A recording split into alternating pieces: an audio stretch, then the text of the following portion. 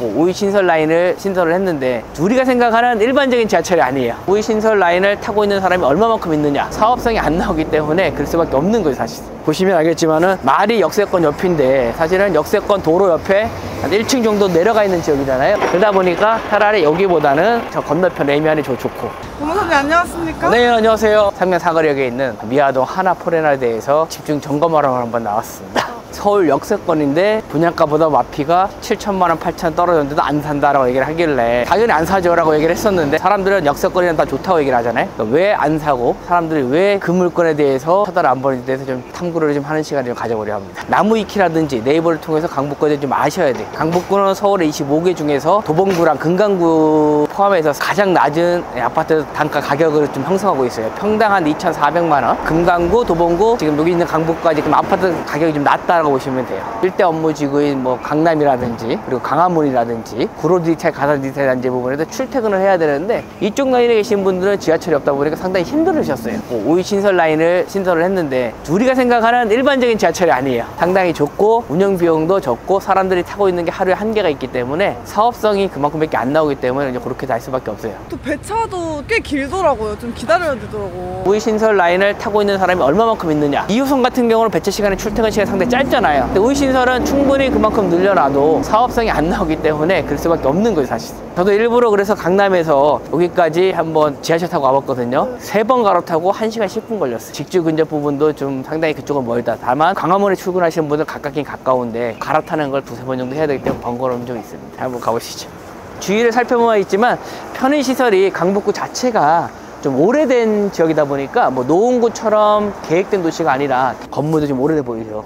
전체적으로 전국의 아파트 상승장이었잖아요. 그때 분양하면서 평당 3,300만 원 정도에 분양을 했어요. 포레나가. 그래서 11억 정도에 분양을 했는데 반대쪽에 있는 분은 지금 9억이에요. 9억과 11억인데 신축은 맞긴 맞아요. 근데 9억과 11억 중에 어느 정도가 더 좋다라고 비교했을 때 차라리 저 레미안이 거주하기는 더 좋다. 왜 그런지는 이제 설명을 드리겠지만 분양 당시에 거품이 뜨게 되지 않겠나라고 생각을 했기 때문에 지금 투자자들이든 실거주자들이든 분양에 크게 관심이 없고, 그러다 보니까 하락된 분위기를 타고 있는 겁니다. 보시면 알겠지만은 말이 역세권 옆인데 사실은 역세권 도로 옆에 한 1층 정도 내려가 있는 지역이잖아요. 주위에 있는 환경 자체도 저희가 꼭 필요한 편의시설보다는 근린생활시설에 가깝다 그러잖아요. 일반적으로 먹거리 시장이라든지 쇼핑센터라든지 이런 것보다는 근린생활시설이 많은 거죠. 네, 여기입니다. 여기. 저기 한번 보시면 이름 자체가 하나 포레나 미아 아파트가 아니라 주상복합이에요. 주상복합. 아파트랑 좀 다른 점이 뭐냐면 준주거 지역이나 상업 지역에 신축되는 아파트라고 생각하시면 돼요. 용적률이죠. 용적률. 용적률이 몇 %예요? 579. 그죠. 일반 아파트는 몇 %인 것 같아요, 피디님? 400? 250 정도. 기본적으로 아파트 짓는 2종이나 3종 일반 주거지역은 보통 용적률이 250이에요. 땅이 100평이라 생각하면 위로 250평까지 지을 수 있기 때문에 공간 거리도 넓어지고 높이도 쾌적해지는 거니까 주상복합은 거의 500%, 600% 수익성이 없기 때문에 이렇게 많이 질 수밖에 없어요. 그러다 보니까 보시는 것처럼 1, 2층이나 이런 데는 생활 편의시설 들어가는데 아파트 동과 동 사이는 상당히 빽빽해요. 햇빛도 안 들어오고 위로는 쭉 올라갔는데 앞뒤로는 상당히 좁다. 아이들이 뭐 놀 수 있는 공간도 없고 그런 부분이 좀 많아가지고 아기가 없거나 아기가 좀 큰 사람들이 좀 선호하긴 해요. 하나포레나 미아주상복합은 10평대부터 30평대까지 다양하게 분양했고요. 아까 말한 대로 준주거 지역 땅값이 비싸요. 497세대가 500세대가 미만으로 되어 있죠. 기본적으로 500세대라는 거는 저희가 생각하는 아파트 500세대보다 공간 부분은 2분의 1로 좀 작다고 보시면 돼요. 갑갑하다는 느낌. 굳이 이런 층수에 들어가는 편리시설이 우리가 원하는 편리시설만큼 들어갈 만큼의 규모가 되느냐, 사실은 500세대가 좀 작다고 보시면 돼요. 소규모다 보니까 사람들이 선호하지 않는 부분도 좀 있어요. 그 당시에 평당 3,000에서 3,300만 원 정도, 34평 기준으로 11억 정도 됐기 때문에 강북에서 10억짜리를 넘어갔을 때 고분양이라는 논란은 좀 있었어요. 그 당시엔 그래도 정부에서 대출이라든지 규제도 안 하고 금리도 좀 싼 금액이어서 2년이 지난 현 시점에서 시국도 시국대로 대출 규제도 강화되고 내년이면 입주를 해야 되잖아요. 1년 정도 남은 상태에서 이제 이거를 매수하신 분들은 결단의 시간을 내려야 되는 거죠. 가지고 가서 분양 당시에 11억을 뛰어넘어서 내가 수익을 내느냐, 예전에 있는 상승장이 오기는 쉽지 않겠구나. 실거주하는 사람들 빼고는 투자자들은 이제는 손을 털어야 되는 시점이 온 거죠. 사실은 노원구, 강북구, 도봉구 부분을 지리적으로 입지가 안 좋다고 얘기를 해요. 근데 그래도 노원구는 계획된 도시라서 도시도 넓고, 그리고 아파트도 우리나라 3대 학원가인 중계동도 있기 때문에 학원 부분이라든지 학군 부분이라든지 편의시설 부분 상당히 잘 되어 있어요. 근데 이쪽은 보시다시피 학군도 찾아볼 수가 없고, 초등학교가 하나 있는데 심리적인 마지노선이라고 얘기하거든요. 엄마들은 애기들 보낼 때 4차선 이상 넘는 부분은 위험해서 좀 안 보내려고 그러는데, 조금 이따 가볼 건데 4차선은 넓어가야 돼요. 차 많이 다니는데 위험하기 때문에 좋아하지가 않아요, 엄마들. 그러다 보니까 차라리 여기보다는 저 건너편 레미안이 좋고, 근데 이제 다행히도 미아 유타운부터 해서 요 아래쪽부터는 재개발을 한 상태고, 또 아랫부분에서도 상당히 지금 재개발을 활발하게 하고 있어요. 그래서 향후 바뀌긴 바뀌지만 기본적으로 갖고 있는 위치라든지 입지 부분은 건드릴 수 있는 부분이 아니기 때문에 강북구는 여전히 강북구다. 경기도가 더 비싼 경우가 더 많더라고요. 네, 경기도는 이제 광명시, 하남시, 성남 이렇게 얘기를 하잖아요. 광명시를 아시다시피지만 전화번호도 02를 써요. 실질적으로 활동하는 부분이 다 서울이라는 거죠. 새로 계획된 도시다 보니까 들어갔을 때 뭐 도로라든지 편의시설이라든지 계획을 잘 이쁘게 잘하고 들어갔기 때문에 거주하기 좀 편리하죠. 근데 이쪽은 원래 상태에서 있는 상황이라서 보시면 알겠지만은 소란스럽고, 건물 부분도 언제쯤 바뀔까 탈바꿈 고민되고, 이거 생기면 조화가 안 어우러진다고 얘기해야 되나요? 학군을 한번 가볼까요? 700m 내외에 초등학교는 하나 있긴 있어요. 좀 가는 길이 위험해요, 애기들이. 많이 복잡하죠. 차량도 많이 다니고 등하교할 때 이런 위험 부담이 있는 거죠. 왕복 4차선 정도 되는 부분이면 엄마들 입장에서는 단절됐다고 얘기를 하거든요. 생활권 자체가 단절됐다.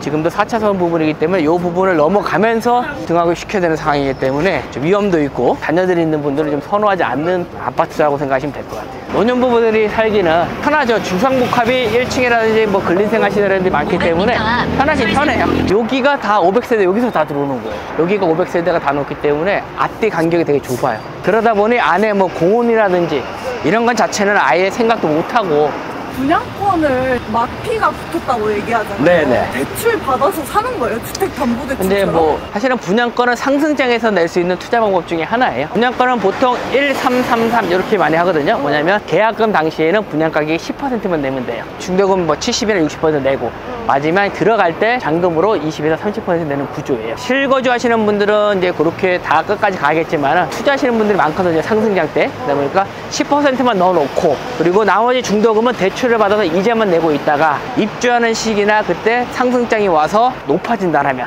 그때 팔고 나오는 전략인데, 중간에 팔아도 상관없어요. 다만 아직까지 소유권 이전 등기가 없기 때문에 분양 권리만 판다고 해요. 분양권. 이것도 취득세 부분에 세금은 다 똑같고요. 예전에는 손피라는 게 있어요. 손피. 세금도 다 매수인이 다 내고 나한테 얼마만 손에 남겨달라는 손피라는 개념이 있어가지고 대부분 다 세금도 매수인이 다 부담을 했었어요. 올해 11월 달에 분양권 프리미엄 피 요거 투자도 못하게끔 나라에서 제도를 바꿨어요. 실질적으로는 이제는 그 제도가 있는 한 분양권에서 중간에 팔아서 수익 내기는 구조는 거의 끝났다고 보시면 돼요. 분양권을 할 때에도 항상 제가 말한 것처럼 입지가 좋은데 하방을 커버할 수 있는 데를 좀 들어가야 되는데, 직장에서도 그렇게 가깝지도 않고, 광화문에는 가깝게 하더라도 여러 번 갈아타야 될 불편함도 있고, 지하철도 우리가 생각하는 일반 지하철은 직주근접 갖고 있는 2호선 9호선, 7호선, 5호선 라인이 아니라 우회 신설이라는 크지도 않고 좁고 배차간도 넓고, 그러다 보니까 불편함도 좀 있어요. 혹시 다산신도시 가보셨어요? 가봤죠. 다산신도시가 10억인데 여기가 11억인데 어디 사시겠어요? 당연히 다산으로 가죠. 왜?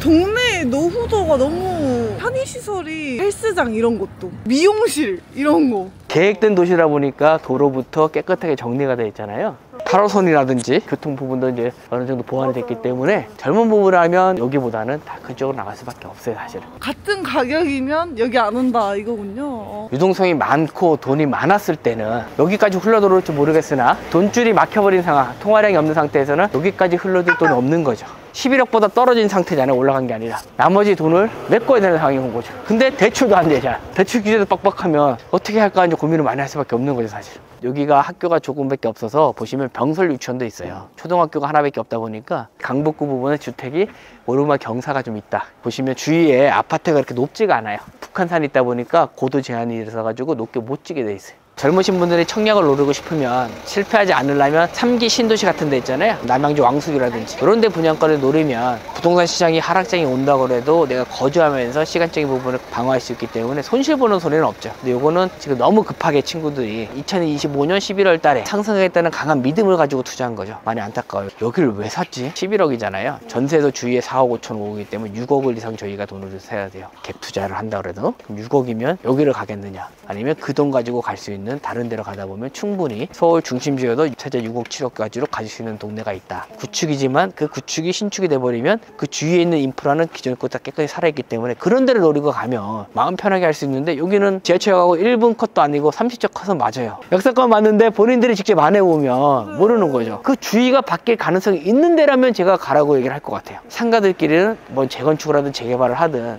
서로 싸움이 많거든요. 잘 되시는 분들은 내 월세 잘 나오는데 왜 이걸 해야 돼? 동의서를 왜 써줘야 돼? 장사 안 되는 집은 빨리 하기를 바라고, 주택은 그래도 서로 빨리 하기를 원하는 부분이 있긴 있어서 좀 갈 수 있는, 상가 있는 부분은 쉽지가 않아요. 집만 신축인 상황에서 주위는 계속 그대로 가고 10년 20년 가면 이제 집도 노화되고 주위에는 글리시도 노화되기 때문에 사람들이 점점 더 안 찾게 되겠죠. 똑같은 노원구도 2,500, 2,600만 원 정도 하거든요. 거기 가면 집만 바뀌어지면 충분히 따라갈 수 있는 부분이 있는데, 나머지 학원가 다 있고 권리시설 다 있고 도로 깨끗하면 투자하는 데서는 그런 관점으로 바라봐야 되는 거지, 흐름 자체가 확 바뀌어버리는 순간 빠져나가고 싶어도 못 빠져나가요. 아마 제 생각에는 경제가 살아나지 않고 우리나라가 된다면 계약금을 다 날리는 집도 분명히 나올 겁니다. 이쪽은 아파트가 아까 반대쪽은 안 보였잖아요.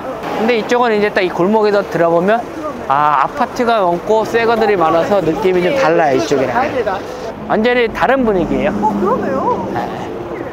여기 오니까 저쪽에 학원가도 보이죠. 아니 근데 저기서 여기인데 차이가 많이 나네. 그렇죠. 여기 2010년대 입주했네요. 뒤에서부터 전부 다 아파트 단지로 다 개발을 했기 때문에 부동산 시장이 너무 끝점에 왔을 때 분양한 거를 잡아서 자기네가 수익 내려면 2025년에도 더 끝점으로 상승하기를 바랬어야 되는 것이, 투자보다는 약간 투기가 간 거라고 보시지 않을까라고 보시면 될 것 같아요. 왜 저 건너편에 있는 미아동 하나포레라는 11억에서 1억 이상의 분양가보다 다운돼서 팔까 궁금한 거를 해결하기 위해서 왔습니다. 앞에 있는 주상복합보다는 요 뒤에 있는 2010년에 입주했고 1340세대 레미안 2단지 부분에서도 34평 기준으로 9억대거든요. 이쪽 9억이랑 건너편에 11억이랑 똑같이 30평일 때 어느 쪽으로 갈지에 대한 부분은 사실은 정해져 있습니다. 결론은 엄마가 사는 거거든요. 직주 근접도 가까운 것도 당연히 좋지만 거기서 더 먼저 있는 거는 우리 아이들을 생각해야 되기 때문에 학군도 좀 가까워야 되고, 또 엄마들도 편의시설도 좀 깨끗해야 되는 부분도 있고, 입지에 대한 부분을 좀 공부를 하셔서 잘 투자해서 좋은 결과를 얻었으면 하는 바람입니다. 서울이라고 다 같은 서울도 아니고 역사권이라고 해서 다 같은 역사권도 아닙니다. 1억이면 상당히 어렵게 모은 거잖아요. 내년 11월까지 상승장으로 흘러주지 않자면 그 돈을 다 날려야 되는 상황이거든요. 분양권 투자는, 청약 투자는 입지가 가장 중요하다고 저는 생각하기 때문에 입지 부분을 반드시 공부하고, 그리고 직접 와보고 남들만 믿지 말고 정말로 가족 단위가 살 수 있는지 주의를 한번 하셔보신 다음에 투자하셨으면 좋겠어요. 리치스쿨에서 뵙도록 하겠습니다. 고생 많으셨습니다. 네, 고생하셨습니다.